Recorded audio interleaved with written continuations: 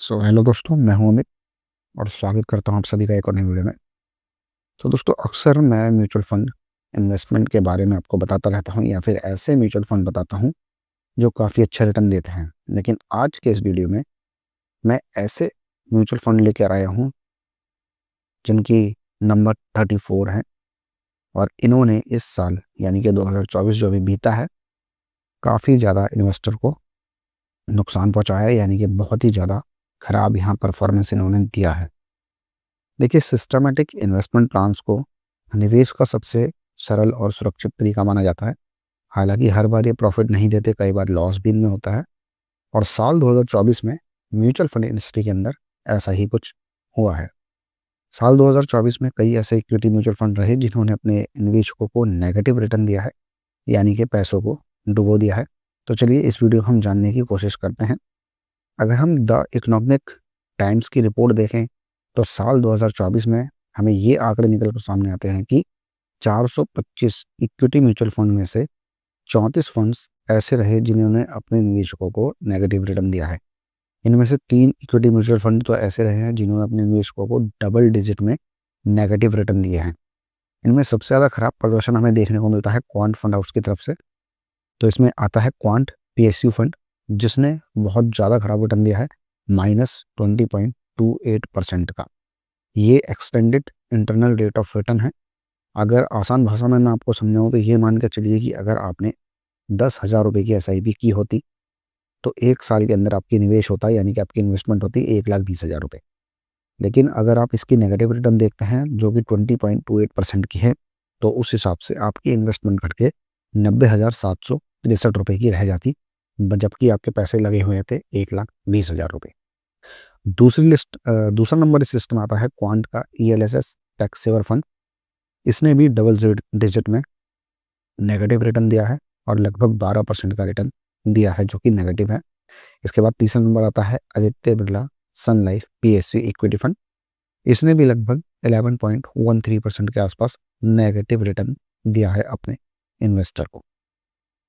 तो अगर हम दूसरे फंड की बात करें तो क्वांट म्यूचुअल फंड के बहुत सारे ऐसे फंड हैं, लगभग 8 फंड है जिन्होंने बहुत ज़्यादा नेगेटिव रिटर्न दिया है। तो नंबर 1 पर आता है क्वांट कंजप्शन फंड, जिसका रिटर्न रहा है -9.66% का।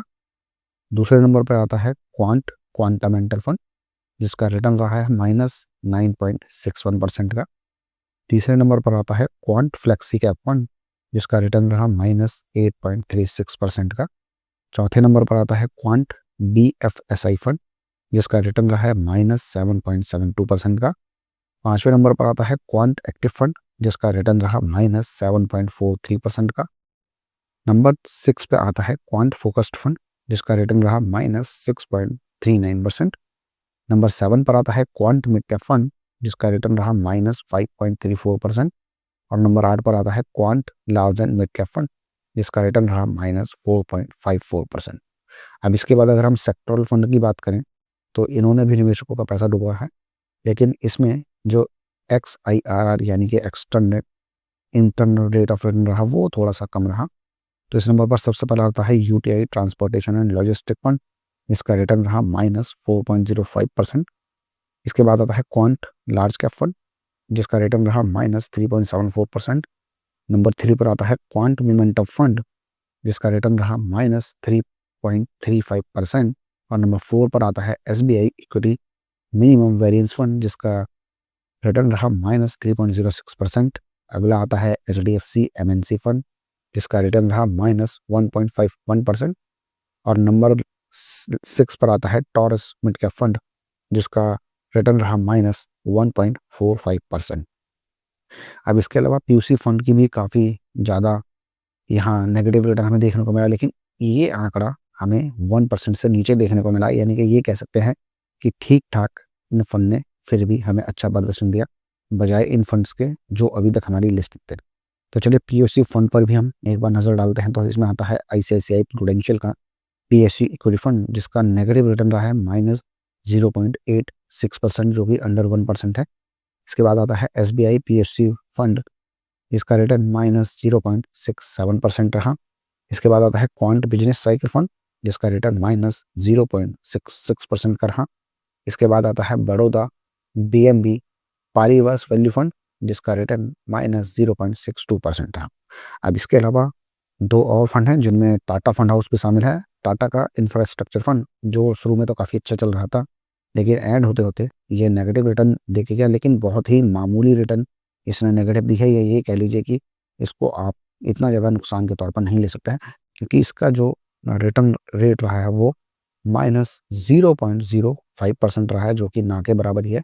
इसके साथ ही Invesco India PSU equity fund का भी रिटर्न बहुत ही मामूली गिरावट के संग देखा गया है, यानी कि -0.04% पे। तो ये दो फंड फिर भी ऐसे हैं कि जो थोड़ा सा संभल के रहे, इतना खराब प्रदर्शन इनमें हमें देखने को नहीं मिला है। तो ईटी म्यूचुअल फंड ने जनवरी 2024 से 24 दिसंबर 2024 के बीच सभी इक्विटी म्यूचुअल फंड के एसआईपी परफॉर्मेंस की रिपोर्ट तैयार की, और इन आंकड़ों को देखते हुए यही लगता है कि बाजार की अनिश्चितताओं और सेक्टरल उतार चढ़ाव के कारण 2024 में एसआईपी निवेशकों को चुनौतीपूर्ण सामना करना पड़ा है, और ये अक्सर होता रहता है। लेकिन एक्सपर्ट्स का ये भी मानना है कि अगर आप लॉन्ग टर्म के इन्वेस्टर हैं, अगर आपने किसी खास अपने कोई गोल बनाया हुआ है या कोई गोल सेट किया हुआ है आपने लॉन्ग टर्म के लिए, तो फिर आपको इसमें घबराने की ज़रूरत नहीं है, क्योंकि एसआईपी लॉन्ग टर्म के लिए अच्छी मानी जाती है और लॉन्ग टर्म में ये काफ़ी अच्छा रिटर्न भी दे देती हैं। तो दोस्तों, ये थी हमारी आज की वीडियो, जिसमें हमने ऐसे फंड के बारे में बताया जिन्होंने 2024 यानी कि बीते साल काफ़ी खराब रिटर्न दिया है, काफ़ी खराब परफॉर्मेंस दी है, और काफ़ी नुकसान भी इन्वेस्टर को यहाँ करा है। हालांकि क्वांट म्यूचुअल फंड की तरफ से लगातार ऐसा देखा जा रहा है, जब से सेबी की रेड पड़ी थी फ्रंट रनिंग के मामले में, तब से इस क्वांट फंड हाउस के जितने भी फंड्स हैं वो लगातार खराब प्रदर्शन ही कर रहे हैं और अभी तक रिकवर नहीं कर पाए हैं। तो दोस्तों, फिलहाल के लिए इस वीडियो में इतना ही। जल्दी ही करेंगे आपसे मुलाकात किसी और नई वीडियो के साथ।